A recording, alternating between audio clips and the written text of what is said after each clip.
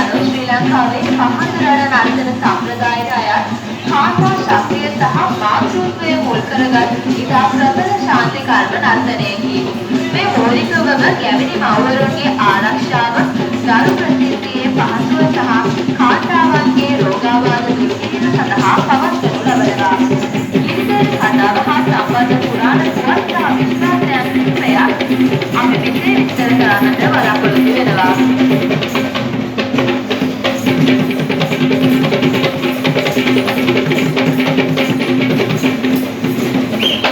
කතා පොත ගැන කතා කළොත් ඊටේ උපත සහ ඇයගේ ජීවන ගමන පිළිබඳ ධනශ්‍රැතියේන ප්‍රධාන කතාව මෙහෙමයි. ශ්‍රීදේවි අනුව රත්නපුර දඹදිව පාලනය කළ රජ කෙනෙකුගේ දියණියක් බවත් ඇය ඉතා රූමත් මෙන්ම ගුණවත් කාන්තාවක් බවත් පැවසේ. ඇය සූවිසි මහා ගුණ ඇති තැනැත්තියක් වන සැලකේ.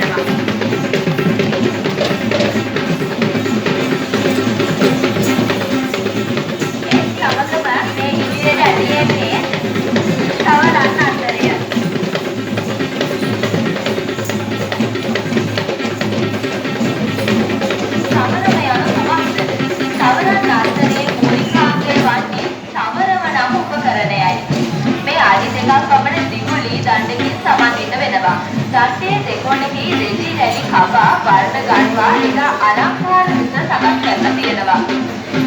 මේ සාමරයකට සමාන වුවද සාමරයක එක් පැත්තක පමණක් රැලි තිබෙන අතර සමරමක දෙපැත්තේම රැලි සවිකර සිටීම විශිෂ්ටත්වයක්. සමරන නර්තනය කියන්නේ ශ්‍රී ලාංකේය දේශීය ගැමිණන්ට සම්ප්‍රදායට අයත් ඉතා අලංකාර හා විනෝදාත්මක නර්තනාංගයක්.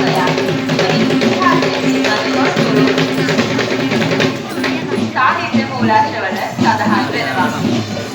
අනම් දක්වන්නේ කුඩපෙළහැරේ අලිපන්තියේ සිවර නියෝජනය ගමන් කරනවා. විපුරාකල සුසරාජා හස්තියා තමයි විනාමතුර මහත් මීල ලීලාවෙන් ගමන් කරන්නේ. වර්ෂ 1988 යමකට ජනාධිපති මානසික ප්‍රේමදාස වර්ෂයේ විපුරාකල ආරක්ෂාවේ ප්‍රචාර කරනවා. ජනක ආරාධිකමේ ඉතලගම नायक संघ තමයි මේ මන්ත්‍රී අපරාධ දෙන්නේ අද වර්තමානයේ සිටින සංස්කාරයේ අතරමඟ ප්‍රතිපත්තිමයි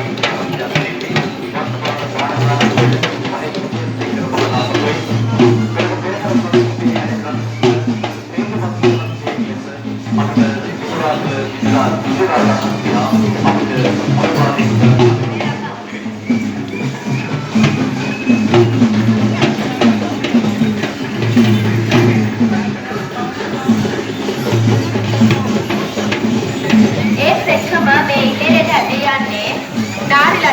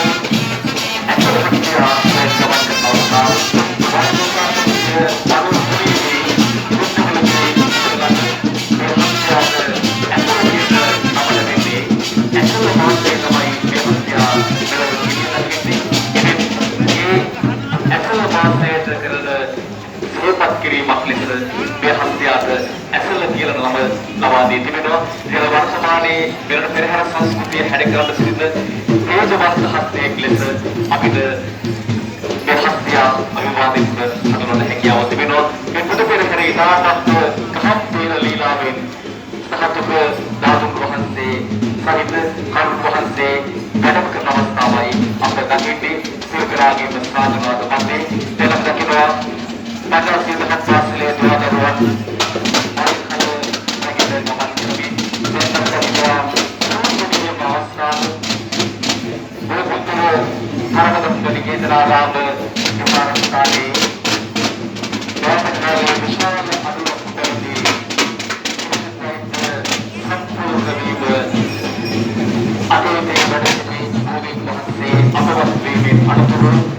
විශාල අනුරක්ෂක පැවති බෝධීන් වහන්සේ විශේෂ ශ්‍රී බාබා සාම්ප්‍රදායික වහන්සේගේ අනුරෝධිත වහන්සේ නමක් පෙරහැරේ වැඩම කරන අවස්ථාවක අපි දකිනවා